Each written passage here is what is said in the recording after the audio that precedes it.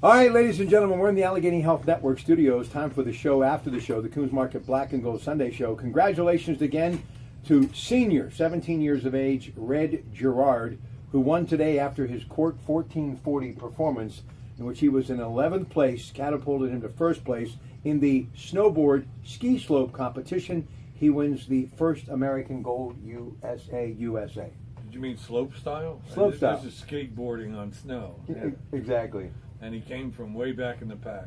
Listen, we talked about our top 10 moments, and I did something earlier last week in Winter Olympic history, and the audience who follows these already know what I talked about, but you threw in a couple of ones, including Bill Johnson, that I forgot about. 1984, first gold medal for the Americans in the downhill, and he guaranteed he was going to win.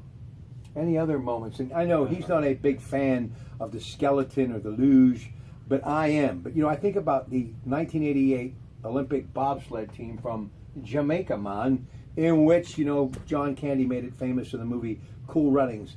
It's stories like that that really make you want to tune in and watch the Olympics. Eddie the Eagle, that was brought up in conversation. The British ski jumper who really had a lot of courage to do what he did. And, of course, Hugh Jackman was in the movie that obviously was about the Eddie the Eagle story. But they don't make movies about, Jean-Claude Killy or... And where's our friend Ty Ballou when you need him? The guy who's made so many people famous as far as endorsements. When we were growing up, other than, a few, like a Peggy Fleming who came along in 1964 and captured the gold and became a huge superstar with her endorsements, before many years with the Ice Capades, now Stars on Ice, that still comes to Pittsburgh from time to time. But those athletes that were winning gold back in the day, Franz Klammer, you talked about him, and obviously we talked about Billy Johnson. Those guys, the big difference between when Franz Klammer was doing what he was doing and when Bill Johnson was doing what he was doing, millions of dollars in the way of endorsements. So the Winter Olympics has become cool now, and I got to believe that this young man, who is a high school senior, is going to cash in a big way, Greg. It feels like the events that we were familiar with are no longer the in thing to want to be popular with. The downhill, we don't even, I couldn't name, other than Lindsey Vonn, one American skier. In those days, we were kind of looking forward to, hey, can this person climb that proverbial mountain to become a winner in one of those events? But the familiarity's not there. I think sports is so saturated on TV now with all the other things that are going on. It's hard to.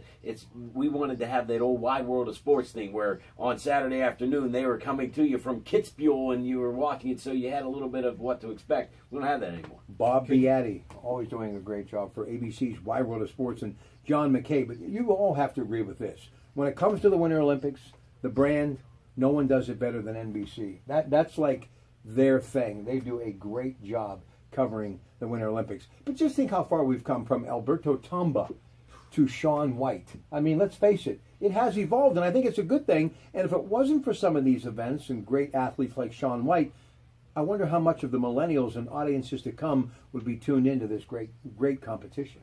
How many biathletes can you name? You didn't even mention curling. This year, the mixed doubles curling. You call that curling? I could sweep the kitchen better than that. This is incredible. That's a skill, though. It is a skill. And you throw stones at the house. Do that in any other venue. Listen, as much as I love the Winter Olympics as far as hockey, and I want Team USA to win, of course, Team USA, Lake Placid, Do You Believe in Miracles, Al Michaels, greatest moment in Olympic history as far as USA. But because I got a little French-Canadian in my blood, I think of Lemieux, I think of Crosby, I think of Team Canada, and brought to tears almost every time they're hoisting the Canadian flag on ice. There's something special about watching a Canadian hockey team at the Winter Olympics. Ooh, I'll tell you, men and women both. And that U.S.-Canadian showdown that's coming up, Phil Kessel's sister on Team USA took the silver last time. They got some payback coming. They won. They beat Finland 3-1 earlier today. All right, quickly before we go, Pens in action today. They're going to take on St. Louis. That game already underway on NBC. Doc Emmerich on the call. Pitt taking on Louisville at 1 o'clock. Pitt IMG Sports 93.7 The Fan. The Penguins. You know what? They're still on quite a roll since the first of the year, and they know the playoffs are coming up. So I think this stretch drive is going to be fun to watch. Hey, how about the Penguin game the other night? One of the coolest things that I think they do, and it's become almost legendary within the organization, is that father's trip that they take. And seeing all the fathers in the box at the Dallas game, and when Schultz scored the goal, and all the guys with the high fives and all that stuff, that I bet you that trip is just one blast Listen, with those guys. I could be batting cleanup for the Pirates in the World Series. Top of the ninth, we're down 3-2. There's 2 outs, runner at second. I've got a 3-2 count. I'm at the plate. My daughter would be home watching Netflix. I'm telling you, that's the way kids are today. I went a long way for that one. Okay, Pitt. He says, look, Kevin Stoney, we're 8-17. But I love the attitude of these young Pitt Panthers. They got a tall task today. How do you love an attitude of a team What he said. that's going to go 0-18 in their conference? We'll finish on this note, and that is you've got Dustin Johnson, the world's #1, Ted Potter Jr., both at 14 under. They are in the lead heading into the final round of the AT&T Pebble Beach Pro-Am. Johnson shot a 64 yesterday. Thoughts about truly one of the legendary stops on the PGA Tour, formerly the Bing Crosby Invitational. Pebble Beach, know it, love it. We're the most beautiful spot on earth where land meets water. Monterey Peninsula, Clint will be around somewhere. And no, the postage stamp green, 18 finishing hole, the par 5.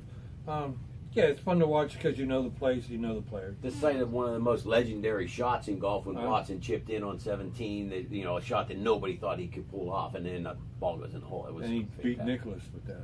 Speaking, you were talking about Clint Eastwood, the former mayor of Carmel, watching Outlaw Josie Wales, 1976. There's one guy, I hope he sticks around for a long time. I love Clint Eastwood, man.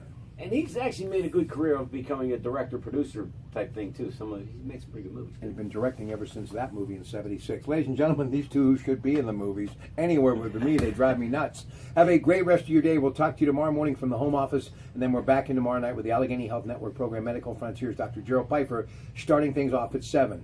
Good afternoon.